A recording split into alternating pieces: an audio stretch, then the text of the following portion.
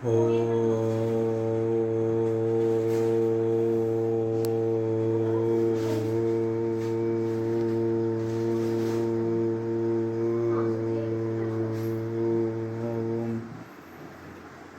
नमो भगवते नमो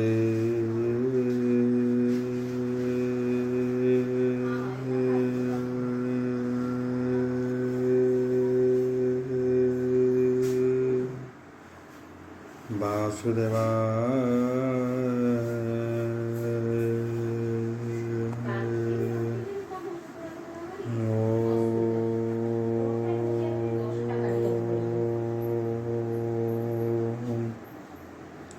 नमो भगवते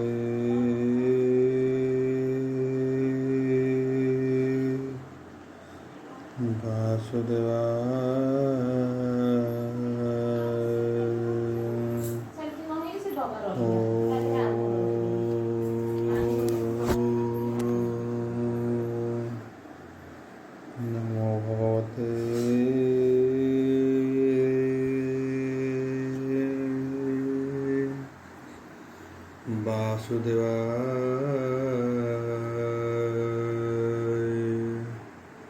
ओम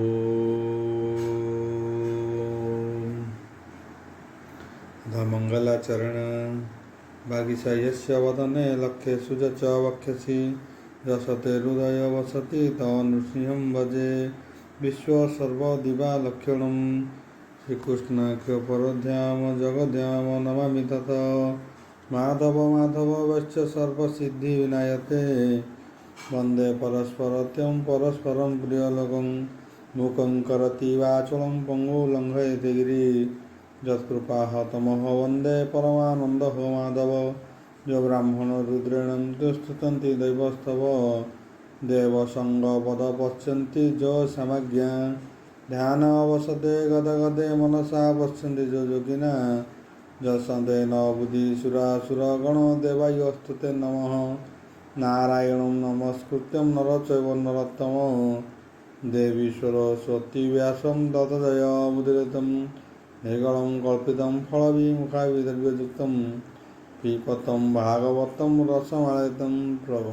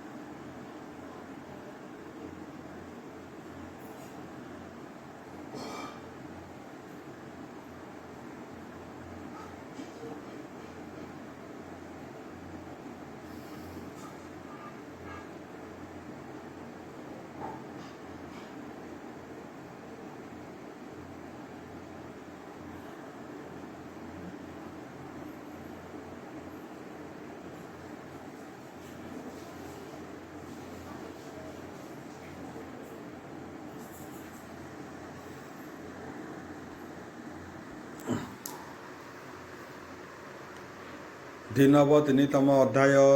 दशम स्कंद दीनवतिनितम अध्याय शुक उवाच शुकसन्निर्धे हे जोड़ी कर जोड़ी हस्त आनंदे बोले हे परीक्षित उवाच बोल बांधवार हरि बोल राम गोविंद हवे राम गोविंद ह भगिनी सुभद्रा नाम रे कामिनी केमंते अर्जुन पाई से जे मोहर पितामही सुक उवाच बोल बांधवार हरि बोल कहन्ति व्यास हंकर सुत शुण राजन परीक्षित अर्जुन तीर्थ यात्रा जले भ्रम यवहनि मंडले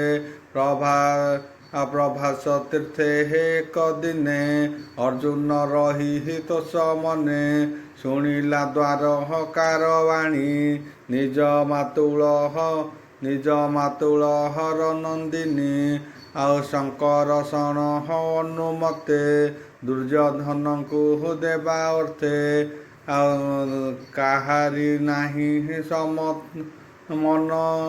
କାହାରି ନାହିଁ ସମମତ। ଶୁଣି ବିଚାରେ ହେ ମନେ ପାର୍ଥ। ସୁଭଦ୍ରା ଲଭିବାର ଆସେ ଦକ୍ଷିଣ ବ୍ରହ୍ମଚାରୀ ବେଶେ। ତ୍ରିଦଣ୍ଡ ରୂପ ଧରି ମିଳିଲା ଦ୍ୱାର କାନଗରି। ଆପଣା କାର୍ଯ୍ୟ ସିଦ୍ଧିଆ ସେ ରହିବ ରସା 4 ମାସେ। ଯାଦବେ ନିତ୍ୟ ଅନ୍ନ ଦିଅନ୍ତି ଏକଥା ରାମ ନ ଜାଣନ୍ତି। ଦିନକେ କୃଷ୍ଣ ହଳ ପାଣି ଅତିଥି ନିଜ ଘରେ ଆଣି। ଶରଧା ଚିତ୍ତେ ଭିକ୍ଷା ଦେଲେ ହରଷେ ଅର୍ଜୁନ ଭୁଞ୍ଜିଲେ। ଅନ୍ନ ଭୋଜନେ ବୀରମଣି ଦେଖି ବସୁଦେବ ଦୁଲଣି। ବୀର ମୋହିନୀ ରୂପ ତାର ଭୁବନେ ନାହିଁ ପଟାନ୍ତର। ଅପାଙ୍ଗ ଲୋଚନ ଅନାଇ ହୃଦୟ ନଙ୍ଗ ଭାବ ବହି। ସ୍ୱଭାବେ ଅର୍ଜୁନ ସୁନ୍ଦର ରୂପ କାମିନୀ ମନୋହର। ସୁଭଦ୍ରା ଦେଖି ତା ବଦନ ସମ୍ଭ୍ରାମେ ପୀଡ଼ି ଦମଦନ।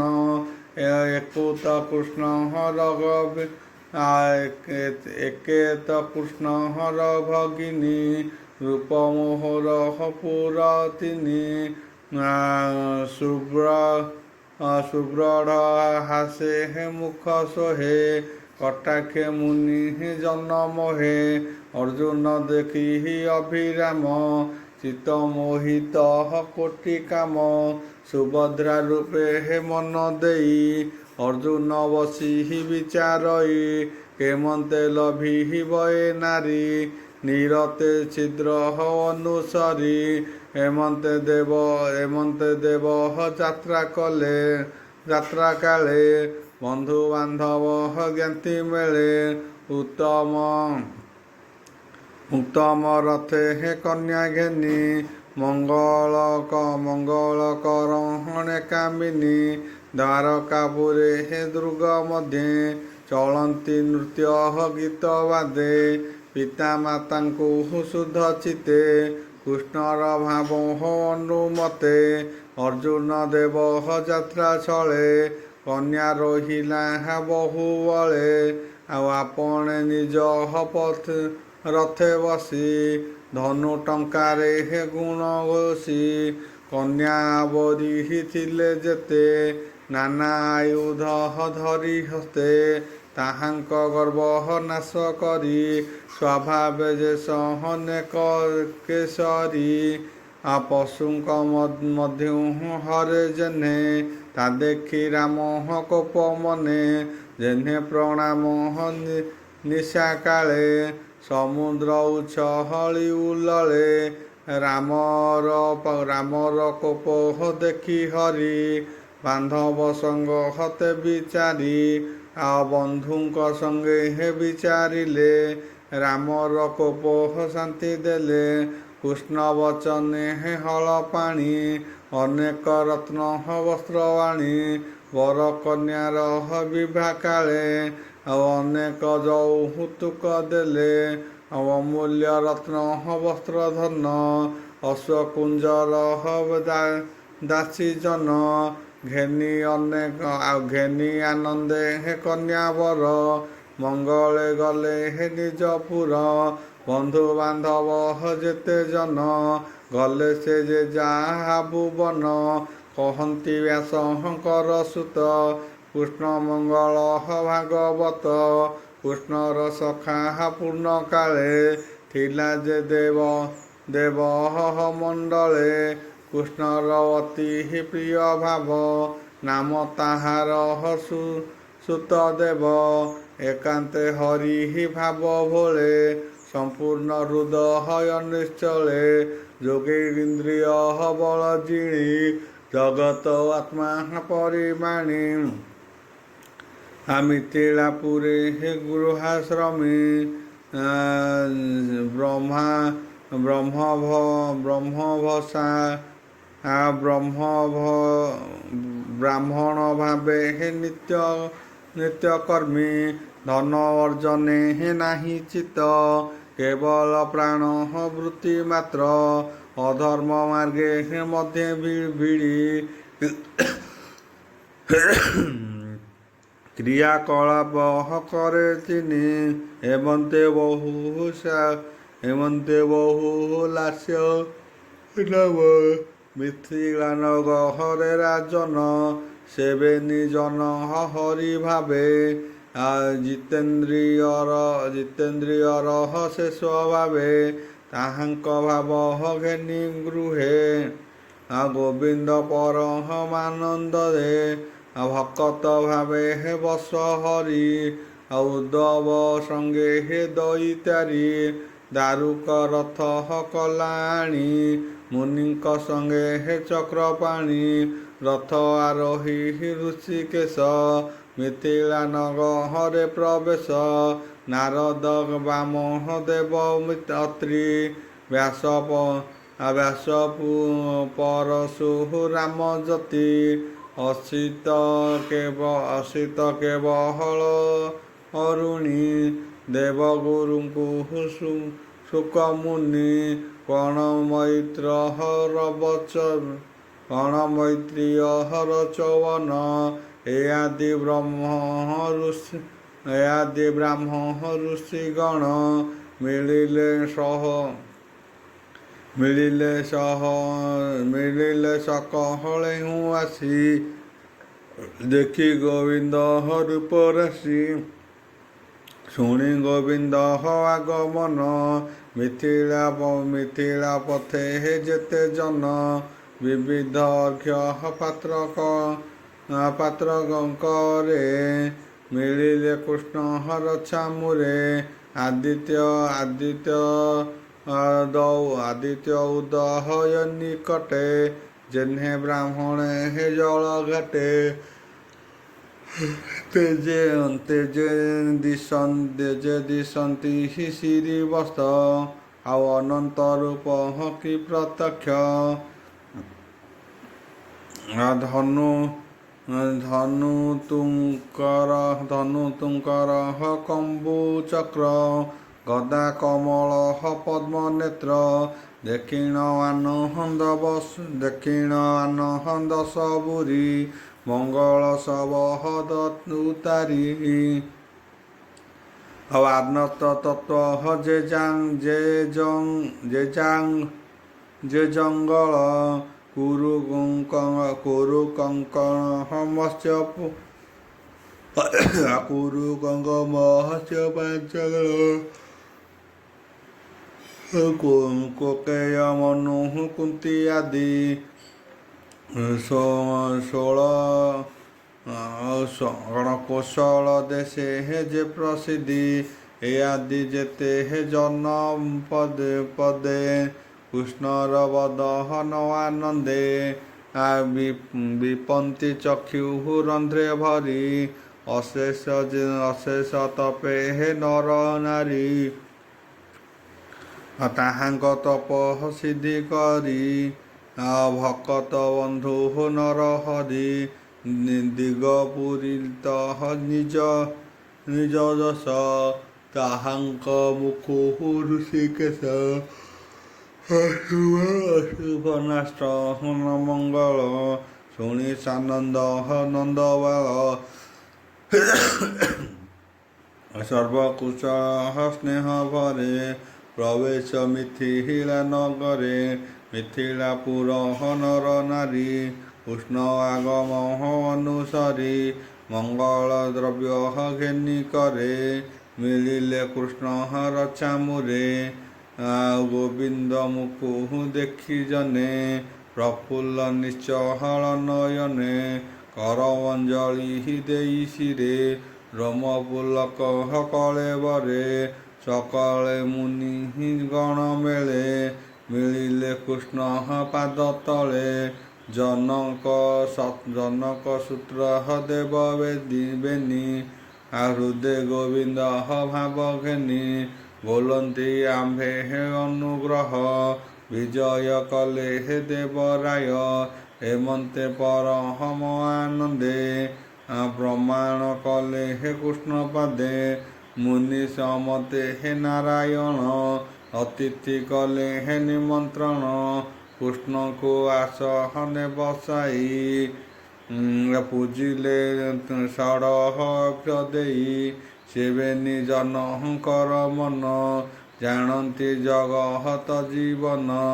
ଭାବରେ ବନ୍ଧୁ ଦାମୋଦର ମନରେ କରହନ୍ତି ବିଚାର ଦୁହିଁଙ୍କ ଘରେ ମୁହିଁ ରହି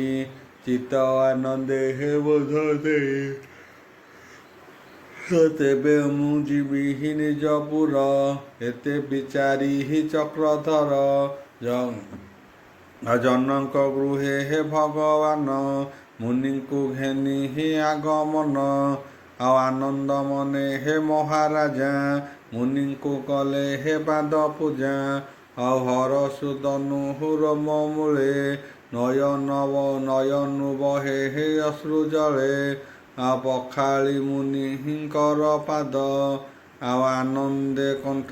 ଗଦ ଗଦ ବିଶ୍ୱ ପବିତ୍ର ପାଦ ଜଳ କୁଟୁମ୍ବ ସଙ୍ଗେ ହେ ଘେନି ଶିର ମୁନିଙ୍କ ଚରହଣ ସମୀପେ ପୁଷ୍ପ ଚନ୍ଦନ ଧୂପ ଦୀପେ ଅଘ୍ୟ ଗୋ ବୃକ୍ଷ ଆଦି ଦେଇ ମଧୁର ସ୍ୱରେ ହେ ବାକ୍ୟ କହି ଆଉ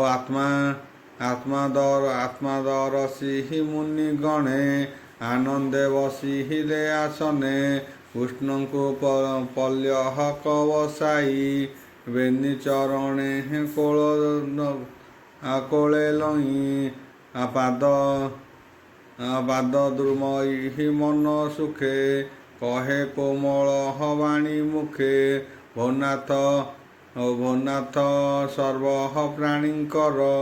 ତୁ ଆତ୍ମା ସାକ୍ଷୀ ଦାମୋଦର ତୋର ଚରଣେ ଚକ୍ଷୁ ଦ୍ୱାରେ ଦେଖିଲି ମନୁଷ୍ୟ ଶରୀରେ ତୋହର କର୍ମ ମୁଁ ଶୁଣି କର୍ଣ୍ଣେ ପ୍ରତ୍ୟକ୍ଷ ଦେଖିଲି ନୟନେ ତୋ ପାଦର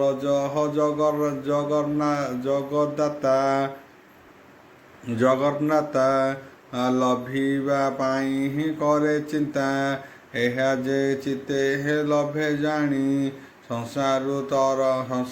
ତର ହଇ ସେ ପ୍ରାଣୀ ସମଦର ସିହି ଚିତ ଯାର ଶାନ୍ତ ନିଷ୍କାମ ମୁନିଙ୍କର ମରଣ ଉଦୟ ସମା ଆତ୍ମପନ ଆଉ আগম নিগম প্রସିদ্ধ ସଂସାରେ ପ୍ରାଣୀଙ୍କର ମଧ୍ୟେ ତୁ ନାଥ ଭୂମି ଭାରାମ ସାଧେ ଯାଦବ ବଂଶେ ହୋଇ ଜାତ ତୋ ଯଶ ଜଗହତେ ବିଦିତ ତା ପାଦ ରେଣୁ ପାପ ନାଶେ ନିର୍ମଳ ସୁଜ୍ଞାନ ପ୍ରକାଶେ ନମସ୍ତେ ପ୍ରଭୁ ଭଗବାନ ତୁ କୃଷ୍ଣ ବହି କୁଣ୍ଠ ଧାମ ତୁ ନର ନାରାୟଣ ରୂପୀ ଅଶେଷ ପ୍ରାଣୀ ହିତେ ବଢ଼ି ଭନାଥ ଘେନି ମୁନି ଜନ ମୋ ଗୃହେ ରହ କିଛି ଦିନ ତୋ ପାଦର ଯେ ହେ ମୋର କୂଳ ପବିତ୍ର ହେଉ ଆଦି ମୂଳ ଏମନ୍ତେ ରାଜା ବାକ୍ୟ ଶୁଣି ମନ ଆନନ୍ଦେ ହେ ଚକ୍ର ପାଣି ମିଥିଳା ନରହ ନାରୀଙ୍କର ପ୍ରୀତି କାରଣେ ହେ ଚକ୍ରଧର ରହିଲେ କେତେ ହେ ଦିନ ତହିଁ ଜନକ ପ୍ରିୟ ଭାବ ବହି ଆନନ୍ଦ ମନେ ହେ ଋଷିକେଶ ସୂତ୍ରଦେବ ଗୃହେ ପ୍ରବେଶ ଶ୍ରୀଗୃହ ଗୋବିନ୍ଦ আগমনে ଦେଖି ସୂତ୍ରଦେବ ଭୁବନେ ନମି ଗୋବିନ୍ଦ ଶୁଦ୍ଧ ଚିତେ ଉତ୍ତରି ତୋଳି ବେନି ହସ୍ତେ ଭାবে সুমনে হে নৃত্য করি আনন্দে বলে হে হরি হরি শ্রীকৃষ্ণ পাদ পদ্ম বেনি পুজিলা প্রিয় ভাব ঘেনি সঙ্গতে ঘেনি নিজ নারী শ্রীকৃষ্ণ পাদে হে করে ধরি পখাଳି শীত হଳ উতকে ଆଉ ଉଦକ ଘେନି ହିଲା ମସ୍ତକେ ଜଳ ସିଞ୍ଚିଲା ଦେଇ ଘରେ ଯେ ଜଳ ମନୋହରଥ ରୂପୁରେ ସକଳେ ଫଳ ଥାଇ ଯହିଁ ସେ ପାଦେ ପୂଜେ ହେ ଭାବ ବହି ସୁଗନ୍ଧ ତୃଣ ହବାସ ଜଳେ ଶ୍ୟାମ ତୁଳସୀ ପଦ୍ମ ତଳେ ଯେ ଅବା ଥିଲା ତା ମନ୍ଦିରେ ଅର୍ପିଲା ସର୍ବ ଉପହାରେ ବିତକେ ବିଚାର ଚିତେ ପୂର୍ବେ ମୁଁ ପୁଣ୍ୟ କଲି କେତେ ସେ ପୁଣ୍ୟ ଲଭିଲି ଏ ଗତି ମୋର ମନ୍ଦିରେ ଯଦୁପତି ଯାହାର ପାଦ ରଜନୀର ସକଳ ତୀର୍ଥଙ୍କର ଘର ଆତ୍ମା ନିକେତ ମୁନି ମେଳେ ଗୋବିନ୍ଦ ମୋ ଗୃହ ମଣ୍ଡଳେ ଏମନ୍ତେ କୃଷ୍ଣଙ୍କୁ ବସାଇ କର ଅଞ୍ଜଳି ଶିରେ ଦେଇ ସୂତ୍ର କଳତ୍ର ବନ୍ଧୁ ଘେନି ଚାପଇ କୃଷ୍ଣ ପାଦ ବେନି ବୋଲଇ କୋମଳ ବଚନ ପାଦ ପଙ୍କଜେ ଦେଇ ମନ ଆଜ ଯେ ଧନ୍ୟ ମୋର ବଂଶ ଦେଖିଲୁ ପରମ ପୁରୁଷ ଯେ ହରି ଜଗତ ଭିଆଇ ଖେଳଇ ସର୍ବ ରୂପ ହୋଇ ନିଦ୍ରିତ ପୁରୁଷ ଯେ ମତେ ସ୍ୱପ୍ନ ଦେଖଇ ନାନା ମତେ ଛିଆଇ କୁଣି ଚିତେ ଧ୍ୟାଇ ସେ କଥା ମନେ ସତ୍ୟ ପ୍ରାୟ ତୋ ନାମ ଶୁଣନ୍ତେ ଯେ କର୍ଣ୍ଣେ ନିରତେ ଶୁଣନ୍ତି ବଦନେ ନିଶ୍ଚଳ ଧ୍ୟାନ ମନେ ଚିନ୍ତି ତୋର ପ୍ରତିମା ଯେ ପୂଜନ୍ତି ବିଷୟ ସଙ୍ଗ ଦୂର କରି ତୋତେ ଭାବନ୍ତି ହୃଦେ ଧରି ତାହାଙ୍କ ହୃଦେ ତୁ ଗୋବିନ୍ଦ ପ୍ରକାଶୁ ଜଳେ ଯେହ୍ନେ ଚନ୍ଦ୍ର କର୍ମେ ଚଞ୍ଚଳ ଯାର ଚିତ ତାହାକୁ ଦୂର ଅଚ୍ୟୁତ ହୃଦରେ ଥୋଇ ଦୂର ହେଇ ତୋତେ ପାଇବେ ସେବା କାହିଁ ତୁ ଗୁଣ ଯେହୁ ଗୁଣ ରଟେ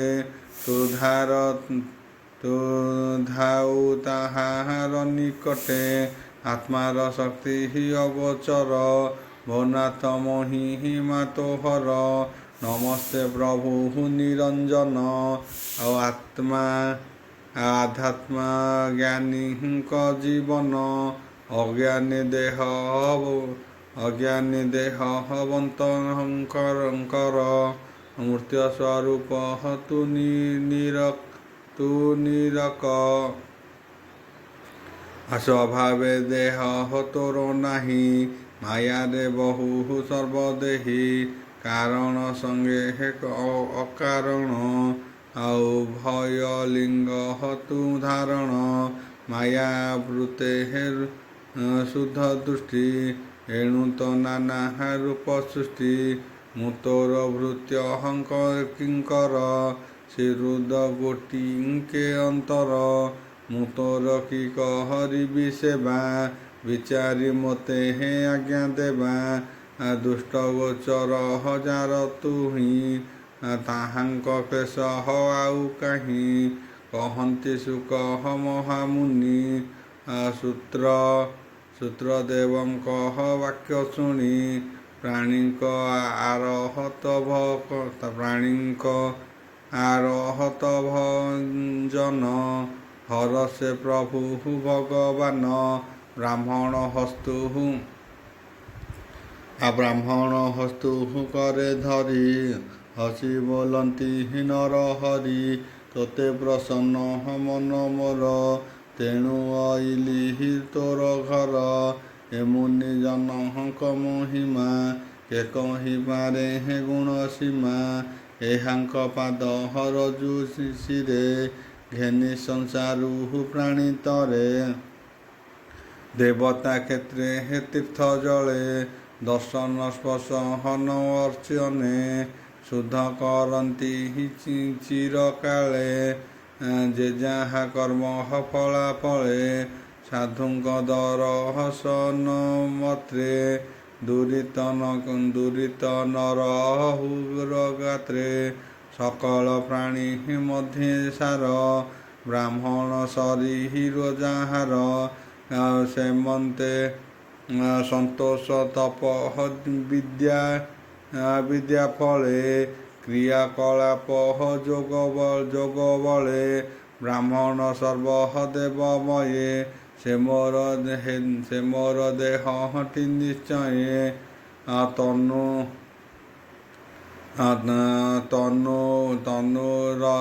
ତନୁର ଭୁଜ ମୋର ଦେହି ଏହା ମୋ ପ୍ରିୟ ନର୍ମଣଇ ବ୍ରାହ୍ମଣ ଜନ ପ୍ରିୟ ମୋର ହସି ବୋଲନ୍ତି ଚକ୍ରଧର ବ୍ରାହ୍ମଣ ଗୁରୁ ଚାରି ବର୍ଣ୍ଣେ ମୋହର ସ୍ୱରୂପ ଅଭିର୍ଣ୍ଣେ ତାହା ନ ଜାଣି ମୂଢ଼ ଜନେ ପ୍ରତିମା ପୂଜେ ଦୃଢ଼ ମନେ ଏ ଚରାଚର ବିଶ୍ୱ ମଧ୍ୟେ ଦେଖନ୍ତି ଯେ ମହତେ ଅବ୍ୟକ୍ତେ ଏ ବିପ୍ରବରେ ଶ୍ରଦ୍ଧା ବହି ସୁଧର୍ମ ଭାବେ ପୂଜେ ତୁହି ଏହାଙ୍କୁ ସେବା କର ନିତ୍ୟ ମୋ ଭାବ ପାଇ ବୁଝେ ମନ୍ତ ବିପ୍ର ସେବନେ ମତେ ପାଇ ଅନ୍ୟଥା କୋଟି ଯଜ୍ଞ ନୋହି ଶୁକ କହନ୍ତି ଶୁଦ୍ଧ ମନେ ଏମନ୍ତେ କୃଷ୍ଣ ହର ବଚନେ ବିପ୍ରଙ୍କୁ ବୁଝି ନୀତି ଲଭିବ ପପହ ବର୍ଗ ଗତି ଏମନ୍ତେ ପ୍ରଭୁ ଭଗବାନ ମିଥିଳା ରହି କେତେ ଦିନ ତାହାଙ୍କୁ ନିଜ ଜ୍ଞାନ ଦେଇ ଦ୍ୱାରକା ବିଜେ ଭାବ ଗ୍ରାହୀ ସେ ହରି ପାଦେ ଦେଇ ଚିତ କହଇ ଦାସ ଜଗନ୍ନାଥ ସୁଜନେ କୃଷ୍ଣ ପାଦ ସେବ ସଂସାର ସାଗ ଋତରିବ ଇତି ଶ୍ରୀମଦ୍ଭାଗବତେ ମହାପୁରାଣେ ପରମହଂସ୍ୟ ସଂହିତା ଦଶମ ସ୍କନ୍ଧେ ପୂର୍ଣ୍ଣାବୃଦ୍ଧ ସୁତଦେବ ଅନୁଗ୍ରହେ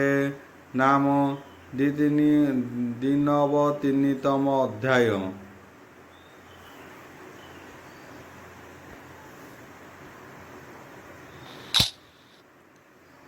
ତ୍ରିନବତିତମ ଅଧ୍ୟାୟ ଦଶମ ସ୍କନ୍ଧ